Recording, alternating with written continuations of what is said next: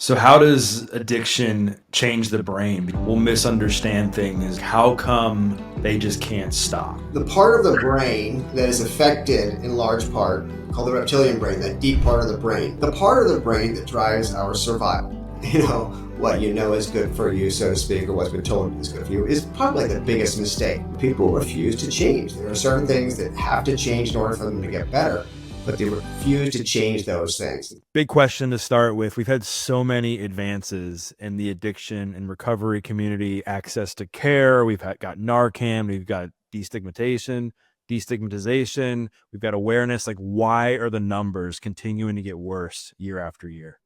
Yeah, well, a couple of things. That's actually a question to probably break down some. And maybe first thing to consider is, why are we in the midst of, a sort of addiction epidemic, so to speak, where we're seeing these, numbers apparently worsen and so forth. Number one, with regard to treatment, we are making progress in treatment, but we have a long way to go. So we could improve treatment significantly. The second part of that is that, when you look at the number of people that receive treatment, it's a pretty low percentage. So you have 10% of people that need treatment receive treatment. Really interesting point, and this is SAMHSA data, of those 90% that aren't receiving treatment, 95% don't think they need treatment. So there's a lack of recognition of the symptoms of addiction and what's happening to them in their lives. So they're not feeling like they need treatment. But on the whole, we're seeing a couple of things. I think it's a good idea to sort of break it down in supply and demand. So if you look at the supply side, where substances and behaviors, because remember, addiction isn't just about substances. There are plenty of behaviors that create, what we call an addiction. But, the supply is there. With increased access comes increased problems. And we really do have tremendous access, and we have tremendous access to very potent chemicals. So if you look at what's happened with technology, there are new substances coming on board. There are more trade routes than ever for substances, and these really potent substances are selling. So people are going to continue to create them and figure out a way to get them to us. So we have a lot of access to a variety of substances, more so than we have in the past. And then on the demand side, we do know that people tend to use more during times of stress. So why do people use substances? They use one because it creates a euphoric effect, or effect that they like, and that happens all over the place. But more sort of insidious is that the need to use or desire to use to cope or self-medicate. And so as stress increases, people do tend to use substances or behaviors as a coping mechanism. And if you look at society and where we are now, it's pretty telling. You look at, the political unrest we have, the financial insecurity we have people looking at their phones and on social media, which creates isolation. And all of those things create negative symptoms, symptoms of anxiety, symptoms of low mood, and symptoms of depression and stuff, which people tend very quickly and easily to use substances or behaviors to cope. And when you do that, you increase the risk of a substance use disorder or some sort of addictive disorder. And I think that's why we're ending up seeing this place where you really do have a ton of addiction out there, not getting treatment as much as we certainly could, and that's due to lack of recognition of what it is. So do you believe that addiction is like a genetic disease that can't be cured, or do you think that people can become addicted to drugs because of suffering, trauma, environment, etc.? So, what is addiction? Right? I think it's really important to kind of break that down and say what is this? In order for someone to become addicted or develop a substance use disorder or behavioral disorder, you have to have two things. One is access and some sort of a genetic predisposition. Now, all of us have a genetic predisposition, some more than others. So two people using the same substance at the exact same time, the exact same dose, exact same rate, one will develop a substance use disorder earlier because of the genetic component. So yes, there is a genetic component, no doubt about it. But when we look at, the things that make addiction sort of misunderstood, it's one, we have growing understanding of that over time. So some people will say it's a disease, some say it's a disorder, some say, whatever it is. But we do understand it's a very complex thing that involves brain factors and psychological factors and environmental factors that create these symptoms that we end up calling addiction. Now, when we look at it now, you can say addiction has in the DSM, 11 criteria. And if you meet certain of them, you have mild, moderate, or severe disorder. But it's really breaking it down and thinking simply, what is it? It's continued use despite negative consequences. So logically, if we are continuing to do something or use something and we experience negative consequences associated with it, it's a problem. Right? And we want to change that behavior. The key factor with regard to an addiction or a substance use disorder is that the hallmark is we lose control of our ability to make choices around that substance or around that behavior. That's the part that's really difficult for people to understand. And so if you haven't experienced it, the mindset is, well, just stop, just stop. And if only it were that easy. It's not that easy, because of the complexity of it, and because of that hallmark of inability to control your choices around that substance or behavior. And people continuously underestimate the power of this disorder and what is required to make true behavioral change. Behavior change is difficult in the easiest circumstances. When you talk about an addiction trying to change a behavior, when there's an underlying substance use disorder, it's very, very difficult. So how does addiction change the brain? Because I think that people will misunderstand things and they'll look at somebody that they know who is destroying their life. And they're like, how come they just can't stop? Like, why won't they just make that simple decision and choice to just put whatever it is down? What they don't realize is there's so many other things going on that have changed that person's ability to think logically. So walk the audience through like what's going on from a physiological standpoint. Sure. And this is a big topic of multiple lectures to really understand the neurobiology of addiction. But to break it down as simply, not perfectly, but in a simple way so people can really understand the power of it. The part of the brain that is affected in large part by continuous use of substances and is really affected is called the reptilian brain, that deep part of the brain. It has a certain structures. I'm not going to talk about the structures in there, but the part of the brain that drives our survival. So those things that we need to do in order to live and continue our species, that's the part of the brain that's attacked, so to speak, when we use substances over and over. So we're driven to do certain behaviors: eat, drink, have sex, take care of our progeny. These things are just inherent parts. They're subconscious, and we are driven to do those things for survival. And if you think about the power of survival, I mean, if village A, has water and village B doesn't have water, well, village B will do drastic things to get that water in order to survive. They will do things out of their character. They will lie, cheat, steal, and kill in order to get that water. So that's the power of that survival part of the brain. And when you use substances and develop a substance use disorder, that part of your brain now thinks in order to survive, it needs food, water, sex, child rearing, and the substance. And over time, that substance becomes more and more important. So with somebody with a severe substance use disorder, you wake up in the morning and the first thing you think about is how to get that substance. Then you consider getting something to drink, getting something to eat. Very often sex, child rearing, those things are off the table at that point. Your brain now thinks that in order to survive, it needs these substances. Then it sends signals out to the thinking part of your brain to change the way you think. So you see denial, rationalization, minimization, and to change the way that you feel. Those are the things like that self-pity and victimization and so forth. And that's all driven in order to get that substance. When somebody becomes sober on day one, their brain is still driving them to use that substance. So I often say that, to families and the people who are trying to understand this, that the person with a substance use disorder isn't drinking to spite you. They're drinking despite you, right? You're no longer part of their equation. Their brain thinks it needs this to survive, and they're driven in that incredibly powerful way in order to get that substance. And I think one of the biggest challenges in early recovery is dealing with cravings. Oh, yeah. And I think early recovery is what makes or breaks people, right? I'm be confident, 100% confident that most of the relapses that exist probably happen within the first 2 weeks or so, right? Um, what can people do to make sure that they're dealing with cravings in a healthy way?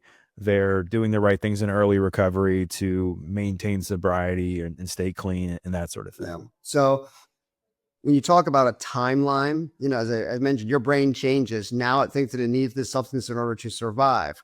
Your brain can change back to functioning normally, so to speak, the way that it used to. There could be some permanent changes associated with it, but it takes time. So that period of time that it takes is what we call post-acute withdrawal. And that's associated with a variety of symptoms. Craving is a big one, in addition to other things, mood lability, difficulty tolerating with stress, sleep disturbances, some physical symptoms. But that diminishes over time, but is really powerful up front, and then takes about 18 months to 2 years before that brain really changes back. Now, cravings can persist long beyond that, but that whole entire period is associated with elevating cravings. So just to kind of set that, really into place. And you're right. I mean, if you look at there are many more 1-year chips sold in AA than 2-year chips, because a lot of people will work really hard to get to that first year, sort of take their foot off the gas pedal, lack engagement and so forth. And then, symptoms return, in that second year. So in that early period, absolutely. And what you're talking about is diving into recovery, right? I mean, and it starts with taking that, what we call the first step. But again, we could talk about it in terms of the steps of Alcoholics Anonymous, because it's a really good framework for thinking about it, or not in that way. But either way, you have to have some early components which are essential for recovery, And when you think about that, and you know this well, but the key ingredients are true acceptance of the circumstance as it is, a willingness and a desire to change, and then you have to make a decision. I am going to do this, Now that can change over time, right? But you want to maintain those key ingredients, and generally you need help. Rarely does someone get well by themselves. They really do need help. So, it requires some vulnerability and so forth, and true engagement. And what we see is that people who really do engage, make this decision, continue to have acceptance and the willingness, and the honesty associated with it, they can begin that process and sort of stay on the right path. But you have to keep your eyes in the right direction, because you're constantly being pulled, to go back to your old ways, your old coping mechanisms, things that we know to be very self-soothing. So the more engaged you stay, the better it is. Now, of course, you have to remove the offending substance or behavior, right? That's a key piece to it. And then you have to start to learn to live life on life's terms, as we say. You have to learn to live without that as a coping mechanism, and rebuild and retrain your brain, think differently, behave differently, and continue to do that day in, day out. And it becomes much easier over time. Cravings will occur, thoughts will occur, dreams will occur. They are going to be part of the process. But if you don't remain engaged, it's going to be really hard to stay sober. So I think when people want to get help, the first thing that comes to mind often is rehab, treatment. And I think treatment and rehab has gotten a bad rap over the years because of body brokering and people, being highly unethical in the industry. The cost of treatment, I mean, it's not cheap, and there's no guarantee, right? And the fact that there's this stigma that exists that you're going to go there and it's going to be miserable, and what's the point? I would love for you to talk about the treatment industry, talk about the good and the bad, talk about like what people should look for, and why treatment is a great option for people looking to get sober. Sure. Yeah. And I do think when somebody has a substance use disorder, is worried that there's a problem, it's worthwhile assessing that. People don't have to jump into residential treatment right away. The best way to go about it is to have an assessment and figure out what is the right treatment for you. So, but before we even talk about that, you see a lot in the news where treatment's getting sort of a bad rap. Number one, it makes for a better story, but there are reasons for it. There are lots of very good programs, whether it's withdrawal management, residential, various levels of outpatient, sober living. Very good treatment programs are out there, and treatment absolutely works. So that being said, though, you mentioned some of the reasons why it gets a bad rap. I mean, when you think about profit-driven motives, it does create difficulty, and those things like unethical marketing practices and patient brokering, and lack of quality, cost cutting, and so forth in order to make that profit. It's not a very good look for the industry as a whole. Some of it's overblown, but there have been some really bad practices. I'll give you an example. I got a call from a father probably about a year ago saying, "Why are you sending my son to Florida?" And I said, "You didn't speak with us." What happened is that somebody else was using our name, and on a website, they click a link, get sent to somebody else who's not us, and they send it to a program that they say is affiliated with us, but we have no idea of that. Horribly unethical. So it does absolutely exist, and we're trying our best to reduce that over time.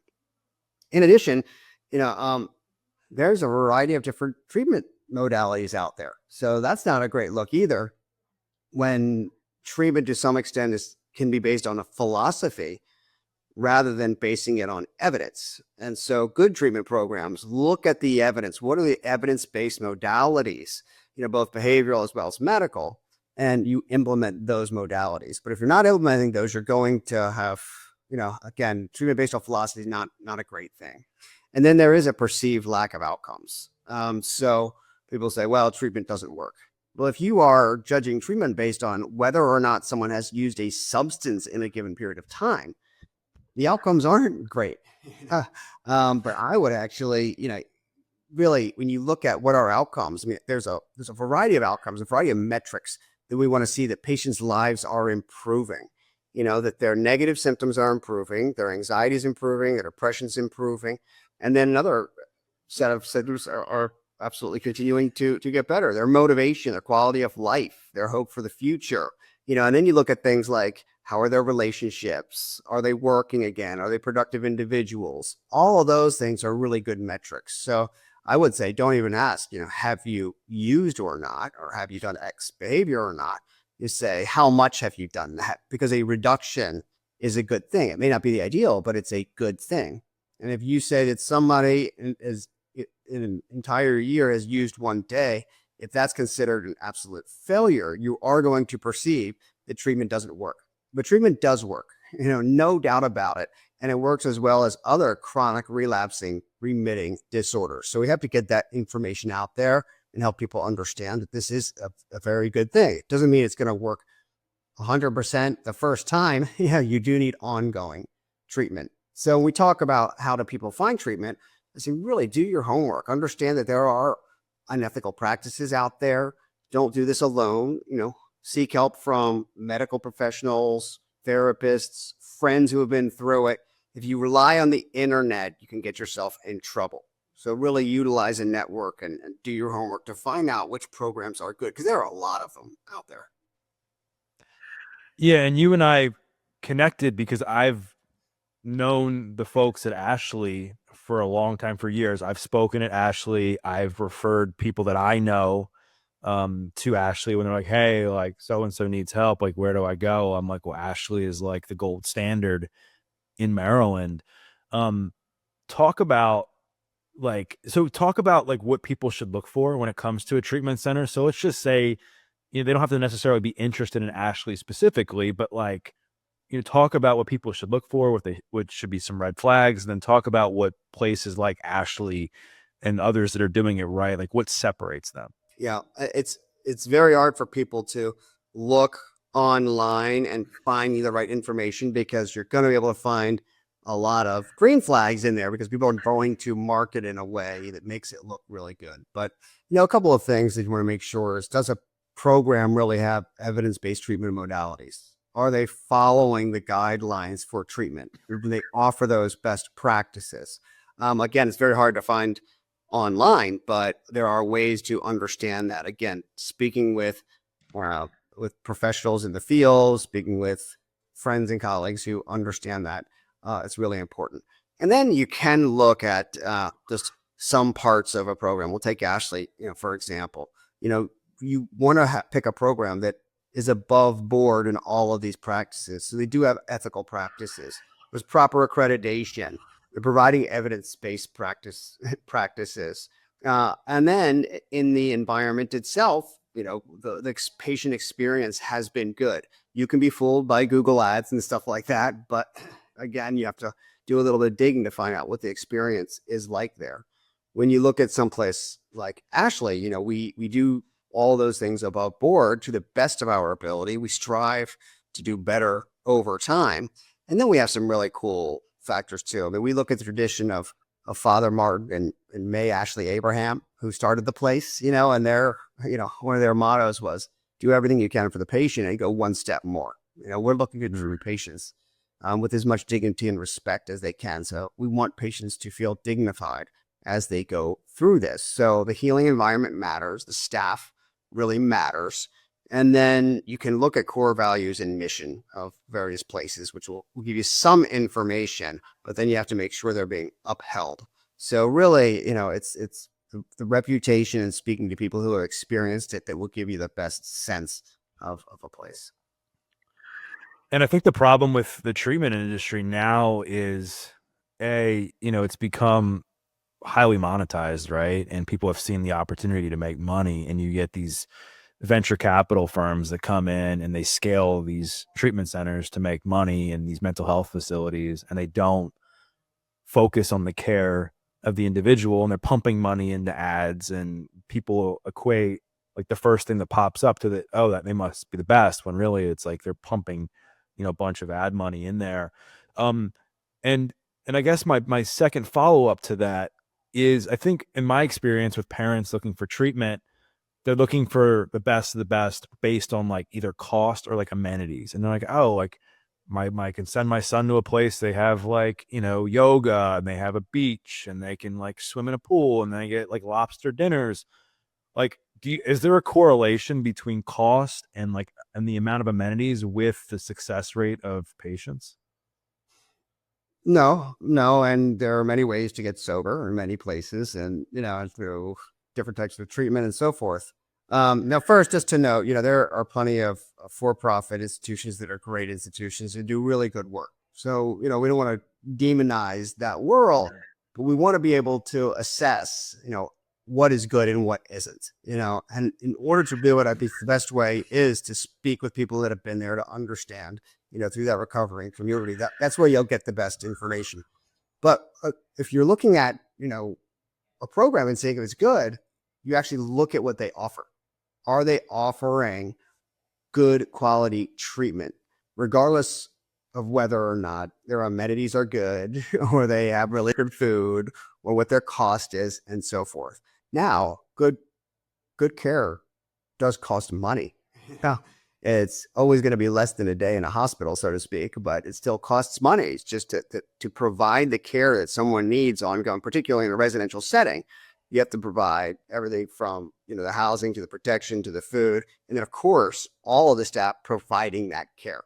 So, yes, there's going to be individual therapy, group therapy, but you can look at the other things that are provided. Well, there, what are they doing with regard to wellness? Where's their spiritual component? That's something that we really stress here. Do you have spiritual counseling? Do you have really good family programming? Those things that aren't necessary from a reimbursement standpoint, but they're additional and really good services that will help somebody get better, and maintain sobriety over time. The second thing is making sure that there's a continuum of care so that people are getting linked to the next level of care. I mean, that's a really good indicator of success, because this mindset of, and this is, again, people underestimating the power of addiction, but there's still a large thought that, they're going to go to treatment for 28 days and come out better. No, 28 days is just scratching the surface.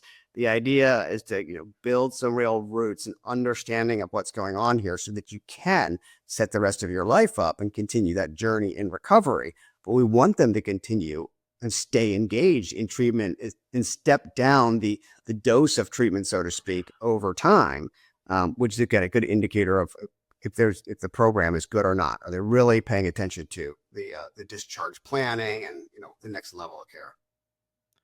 And I definitely want to get into like long-term recovery, because I think that's a really important point, because again, a lot of people expect like, hey, I'm going to go away for a month and I'm going to come out like a new person, where it's like you've been destroying yourself for decades. Like you can't, you're not going to fix your entire life in a month. And the other thing that I think people should consider, and again, this isn't going to make like money magically appear for people to be able to pay for, a nice treatment facility, but it's the opportunity cost. It's like, if you spend 20, 30, 40, 50 grand in a month, yes, that's a lot of money to many people. However, like where does that lead if you get better? Like probably a better career, more money, like all those things that people don't think about because they're just thinking about the near term expense.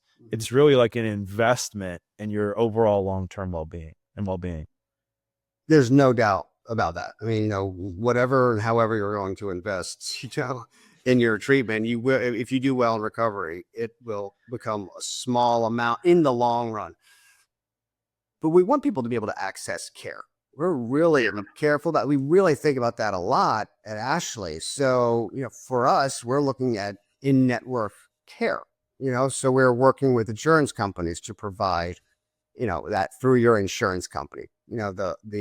The old way sort of, out of pocket is not appealing to people, and it's very difficult on people, particularly in, when they're distressed in the midst of an addiction.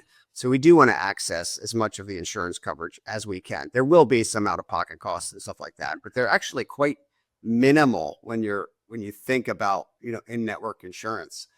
So, you have, depending on what your insurance is, will dictate where you can go to treatment to some degree, and what additional costs are associated with it. But you do have to balance that out, take a look, see what you're able to do, and then pick a program. But it's good because people have access to treatment. They absolutely have access to treatment, and good treatment, no matter what your insurance is. And even if you don't have insurance, there's still plenty of good treatment out there. For example, we give what we call scholarship, or we give free care to those who demonstrate the financial need for it. So let's talk about Ashley specifically, because obviously that's your world. Like imagine I'm a fresh patient and I'm coming in day one and I want to do this right. Like what is my journey going to look like throughout these next 30 days to put myself in the best possible position to make the most of the investment? And then when I come out, I'm like on this great trajectory of recovery. Like walk me through like what that 30 days of evidence-based care will look like, and then how as a patient I can do the best job possible. Sure. We'll give, there's sort of two different questions, but I'll give you an idea of what good treatment looks like, and and how can that person become prepared. So people come with varying mindsets with regard to what they need. One of, as we talked about several times, the biggest mistake is underestimating the power of a substance use disorder. And then the ongoing mistakes that people make are, not having true acceptance of the situation as it is. And as we say in AA, half measures avail us nothing. But usually people don't go with full measures up front. They take certain suggestion and they leave others. And so it generally is an iterative process, meaning you learn things over time. But being open-minded is a really key factor for someone walking into treatment. Being completely honest, primarily with themselves, about what's happening, and that will lead to that acceptance. And then having the willingness to do what's necessary. If you come in with that mindset, you will do better in treatment and you'll do better long-term. You have to maintain that mindset. Now, from treatment perspective, people come in all sorts of different shapes and forms. Some people come in and need withdrawal management right away. They're going to go through a detoxification process. They're going to have withdrawal. So those first few days may be mostly dealing with that. But on the whole, the treatment it's a full day, every day of treatment. For the weekdays, it consists of group therapy, individual therapy. At Ashley, we have additional things like that spiritual care. You can see psychiatric care. psychological care. And then we have actually the way our program works and our schedule works is that people can go to different programming depending on their needs. So if they need to get to a depression group, an anxiety group, a grief group, a seeking safeties or a trauma group, they can do all of those things. And we want to provide a core education process. We want them to understand what's happening with them. So it's everything from the neurobiology of addiction to how you deal with cravings, and a variety of other topics that we really want people to understand, because that knowledge does help them, So you're learning about addiction, you're learning about yourself, you're getting therapy in group setting and making connection with others, learning to be vulnerable, learning to not isolate. And then whatever you need on an individual basis, that will be provided. And you see how that goes over time, and you make adjustments according to what people need. But the goal is if you've done that, you then understand what is going to be needed to maintain remission of your symptoms, which is what we call recovery, or sobriety, or a variety of things, and having a clear understanding of what the next step is going to be when you leave treatment. How do you continue to remain engaged? Right. And I don't want to scare people. I also want to be real. And, I just celebrated 17 years of recovery a couple days ago. And I would never want to be an addict right now because of the risk that's involved. I say this all the time to parents and people who talk to me, like, there's a good chance that people could experimentally like recreationally use drugs like back in the day and be totally fine. Like back when I was getting high, people died from doing too much of a substance or from being clean for a period of time and then going back to their original quote unquote dose and then overdosing that way. And now with fentanyl, like people are being poisoned and people are dying first time using drugs. People aren't even addicts or dying from addiction. Talk about why people need to be incredibly careful and take action like sooner rather than later when it comes to what we're dealing with right now.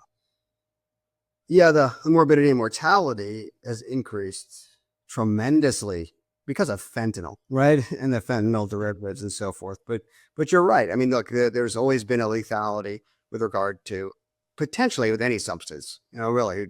And a lot of that was associated sometimes with the substance themselves, like opioids, or, the accidents that happen during intoxication and that kind of thing. But fentanyl is so potent that it's now being put in all sorts of other illicit substances. So they're pressing pills that they say are something like a Xanax, or an Ativan or cocaine, and fentanyl is in all of that. So if you are getting it from a very trusted source, meaning really it's something that's prescribed to you, there's a chance, even in cannabis, there's been fentanyl put in cannabis. So if you really are at a different level of danger these days than you were 10 years ago, for sure.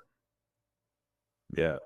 It's crazy now. I mean, I think that, it's in everything. And I think what's happened is generationally, people have been told that, you just go out and Johnny or Susie will just grow out of their party phase, right?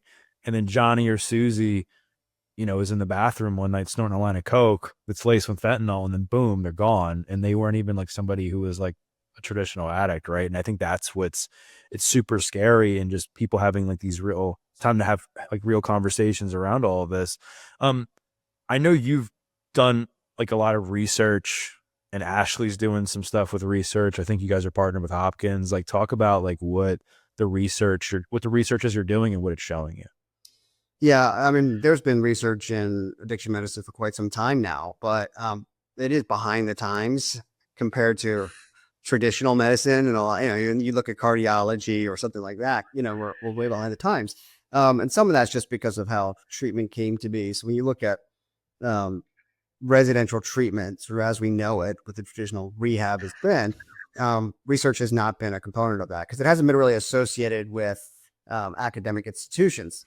Outpatient has, so there's been a lot of research on things like methadone and buprenorphine and some of these substances, but we're lacking outcome research. So we're trying to play catch up a little bit. And Ashley, we do part of our mission is to inform the field, the larger field of mental. But before we do that, we want to understand what's happening with our patients. How are our patients doing?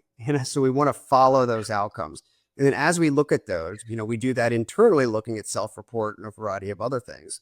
But we can make changes depending on what we see. So if we see that our population is struggling with X, Y, or Z, we can make changes in our programming to help them. If we see that they're reporting it live, while they're in treatment, we can address what they're reporting as a particular issue. And then we track it to our best of our ability long term.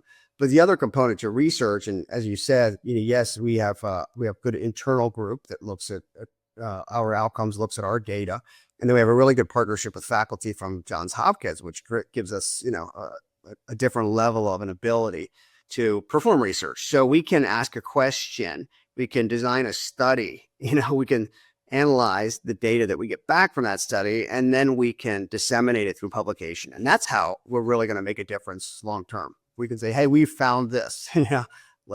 We found X, Y, or Z, and somebody else may take that and do more research about it. So we're looking to spark more research in a variety of topics, and we're looking to get some answers to try to improve treatment. So what we want to do is we want to get more people better. We want to get them better quicker, and we want them to stay better longer. And all that's done through research efforts. Yeah. So this may be rhetorical to some people, but I think it's an important topic to revisit, is how does somebody know that they're an addict? Like you mentioned, the definition of addiction is continued use despite adverse consequences, right? I think it's a great definition. But there's certain people, they're like, are my like, how do you define adverse consequences? Because everyone's are different. Like, so how do you know that someone actually has an addiction problem? Yeah. I mean, and Doug, to some degree, there's a level of, you have to have that understanding, that self-diagnosis, so to speak, in order to make progress. So you're correct. I mean, you can say, hey, you meet these criteria. By the way, that is one criteria, but there are a bunch more criteria. You can meet these criteria, but you're willing to accept the negative consequences to a point. And we see that all the time, right? In different cultures, in different families, in different locations, individually, people have an ability to accept negative consequences. One person might say, you know what? I don't like being hungover in the morning, so I'm not going to drink anymore. I got to do something about it. They may not need treatment to get better, but as the problem gets worse and they end up having more consequences, that brain is changing and the problem becomes more severe over time. But ultimately, the person has to make that decision of when to get help. And if they don't have acceptance about having a problem, they're not going to make progress, period. I mean, they have to have that acceptance and say, I understand that certain things have to change, and I'm willing to make those changes. Because if you don't make any changes, you simply don't get better. Now, the way people understand those consequences, or understand, or, get to a point where they say, okay, I've had enough. It depends on the impact and what they're willing to lose along the line. So we see people getting sober, getting treatment, getting better at various levels or severity of substance use disorder. But the key factor is that the person has to have some insight into the problematic nature of it for them. And that's why I say, just remember that one thing. Am I continuing to use despite negative consequences? If the answer is yes, okay, well, think about that. Do you want to continue to do that? If not, let's stop it. And if you can't stop it, let's get some help in order to stop it. Right. And what do you think are some of the biggest mistakes that people make, like in recovery? Like, let's just say someone's like 2 months out, 3 months out of using, right? Like, what are some of the common mistakes people often make? Yeah, I mean, I think the biggest one, we've mentioned it many times, is underestimating the power of this. That's just naturally, but that's not a necessarily in the moment mistake, but losing those key ingredients, losing that willingness,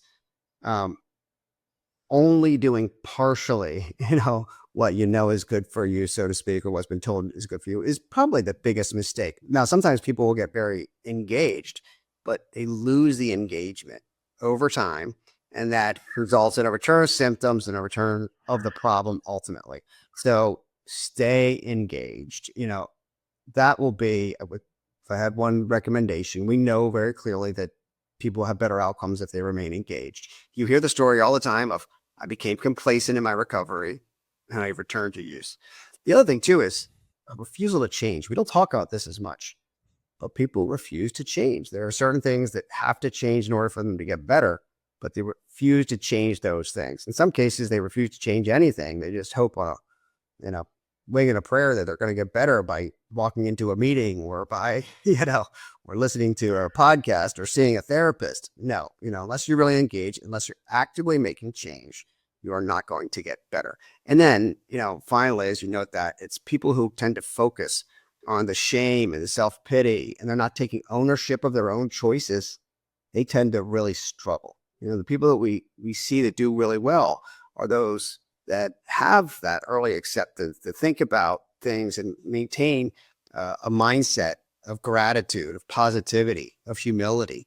Those are the ingredients that will really help people to stay well over time. Yeah. And a lot of people are trying to think about how to frame this. I think a lot of people put up their guard when they hear AA or NA or 12 step. I think I personally, my own recovery journey, I'm not a 12-step guy. I got into recovery when I was in jail. However, I think 12 steps are amazing for people because they provide you structure, discipline, accountability, progress, spirituality, community, all those things. Talk about 12 steps and why it works, and also get into what people can do if they're having resistance towards it. And, are there other approaches you believe in if somebody doesn't want to go to meetings? Yeah. So to hit on the first part, there are a lot of ways to get sober, a lot of ways to recover. And recovery is really simply about learning how to take care of yourself. So if you are able to provide what you need to take care of yourself in any manner, I think it's wonderful. And really people do it in different ways, but that's paying attention to everything from the time you wake up one day to the time you wake up the next day. It's how you sleep, how you eat, what you do, what your exercise is, how you have fun, how you interact with people, and so forth. So recovery can look so many different ways. Alcoholics Anonymous and 12-step programs and other programs like that, mutual self-help, provides a framework. It's ready-made and right there. And so I say a couple of things. One is to people who come in and have tried, Alcoholics Anonymous or whatever else it might be. I mean, it could be Refuge Recovery, Dharma Recovery, Celebrate Recovery, all these things. They say, I don't like it. I say, I hear a lot of people who can't get sober telling me they don't like these things. Just to that, like, have you really given it a shot? Have you really engaged? And I think what happens is it's very difficult to go into those rooms and continue to struggle with your addiction while you're seeing a bunch of other people get well. So that's hard. I understand it, and it actually takes a lot of ego strength to go in those rooms, be vulnerable, get over your social anxiety, get over the difficulty of being vulnerable, and to do it, so it takes some time to get used to it. But the value in those programs, and take AA, for example, is twofold. One, you're building a fellowship, you're building a network. We say your connections are key to recovery. That's not just a recovery thing. That's known in the world. We are social creatures and yearn for that connectivity, and staying connected and being with others who are struggling with life in general, like we all do, and working towards solutions is very, very powerful. And the second thing is you have the 12 steps. Now, the 12 steps are, again, nothing's original in those 12 steps. They're based on spiritual and psychological knowledge going back millennia, but they're packaged in a way that you can walk through them and understand them. If you're not really doing them and understanding what is behind those words in the 12 steps, you do it on a superficial level, you're not going to see much benefit. But if you really understand what those steps mean for you, it's a psychotherapeutic process, right? It's a process of cognitive behavioral therapy. So you're changing the way that you think and changing the way that you behave in order to improve the way you feel, simply. And there's a ready-made, very great infrastructure. The 12 steps are quite ingenious with regard to that, because everything is in there. You can put all these different psychological concepts into those steps somewhere. Yeah, I always say you got to find what works for you. And if stuff's not working out for you, you have to try the thing, right? Like I remember when I was probably like 5 or 6 years of recovery, and someone that I knew was like, well, why don't you go to meetings? And I was like, all right, I'll go to a meeting with you. And it was, I respect the 12-step community. It was different being somebody who had some years of recovery going into it, because, just your perspective's different. But I said to this person that maybe had like maybe 3 or 4 weeks at the time, I just said, hey, listen, like, my life isn't perfect, but it's going pretty good. If it wasn't, I would find a different approach. Your life is a mess right now, and it's been a mess for the last 3 years. So I think you should try it and just give it a shot for, I mean, I know the whole 90 and 90 thing, but maybe I just say I use 90 days as just a framework of like, hey, give it a try for 3 months, give it your best effort. And if it works, amazing. Your life's going to be a lot better. And if it's not for you, it's not for you, but just give it a great dedicated effort before just trashing it for whatever reason of like saying it's a cult or the God thing. I mean, whatever else people tend to say with, why they're not going to, show up to meetings. And it does take time to get really engaged. I mean, in my own recovery, there was a time where I was going to meetings and developing a network, which was really, really good. But I would say to some degree, I was audited. I wasn't fully engaged, and so I wasn't going to get the full benefit of it. When I really got sober and I really wanted it, and I had those key factors, of honesty, open-mindedness, and willingness, it really changed. Then I went in there and said, well, this is great stuff. I'm hearing what I need to hear. I like these people. I'm making progress. But if you're not engaged, you're not going to get anything out of it. If you walk in there thinking, I want to go in here to prove to everybody else why it doesn't work, it's not going to work. Right. And what is your advice to families? Because the families, they have a loved one, they have a son, they have a daughter, they have a husband, a wife, whatever, that's battling addiction. And the biggest thing is, how do I convince this person? How do I set boundaries? How do I do all these things to the best of my ability, fix the situation, whatever's going on? Well, what advice do you have there? So outside of work, I'm talking to people about this. I talk much more to families than I do to people that are struggling. So there, each case is somewhat. I mean, there are key factors that are the same, but there are little idiosyncrasies depending on the circumstances. That you have to kind of adjust to. But there are some things that are kind of truths.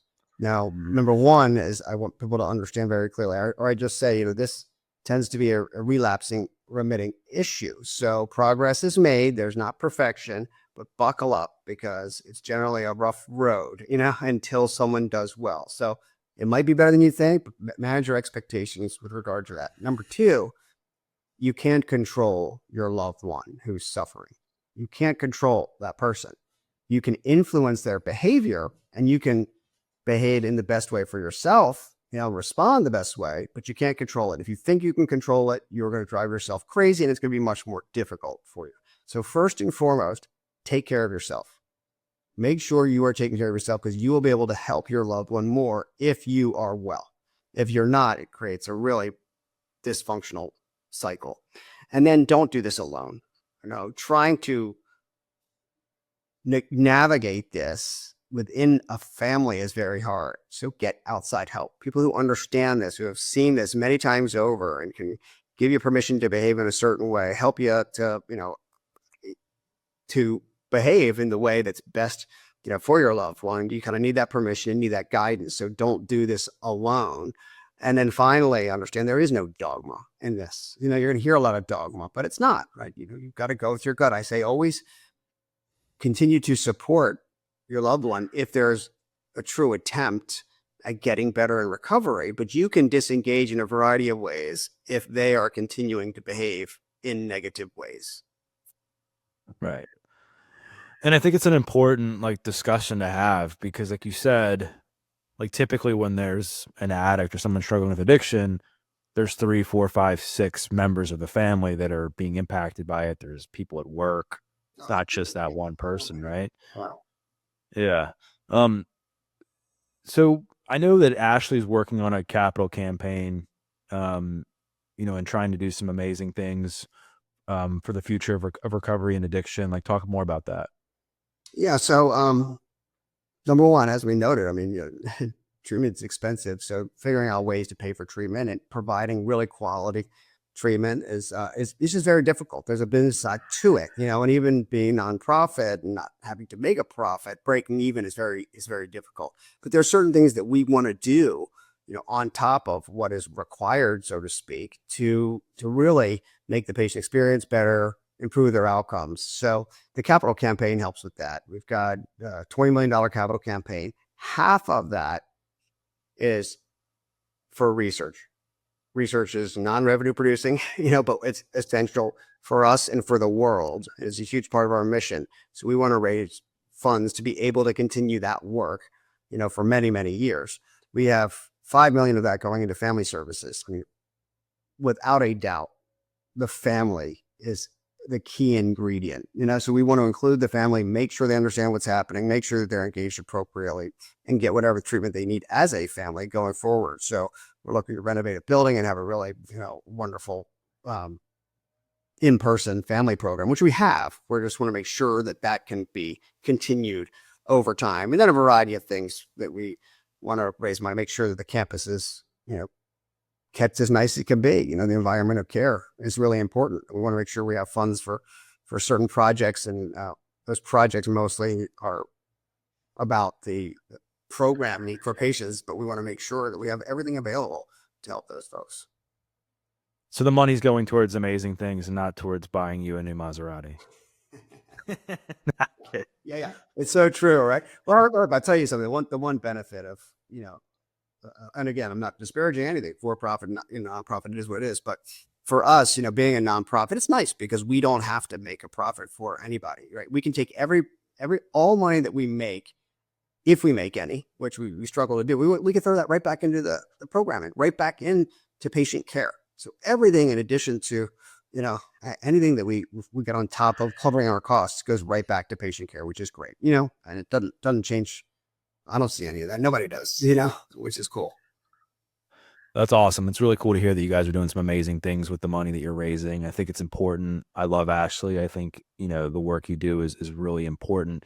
Lastly, I talk a lot about habits on the show and behaviors and how that implements or how that's instrumental for long-term recovery.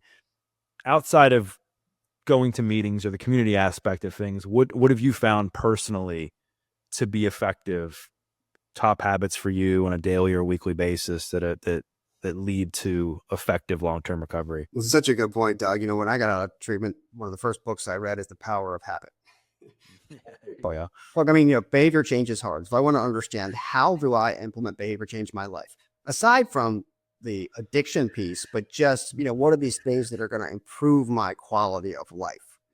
So routine is really important. So I pay attention. I put a lot of effort into, how much sleep I'm getting, what I'm eating, the exercise that I'm doing. Those are really important factors. And so that's how I feel better. And it gives me a really good purpose.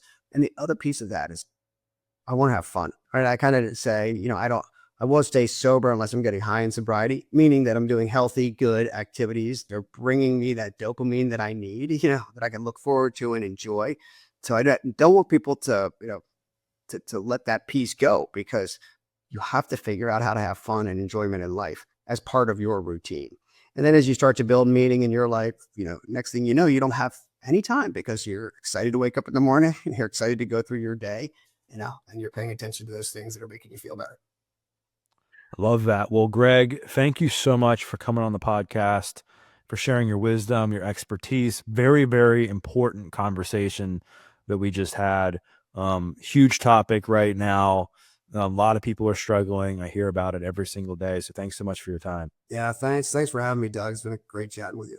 Out of all the skills that you've learned and acquired as a former CIA agent and spy, which ones do you think are most applicable to somebody who's interested in improving their mental health or health and wellness and is into personal development? Wow, there's two answers that come to my mind right away, right? And the first one has to do with understanding the difference between perception and perspective. Because what happens is most of us don't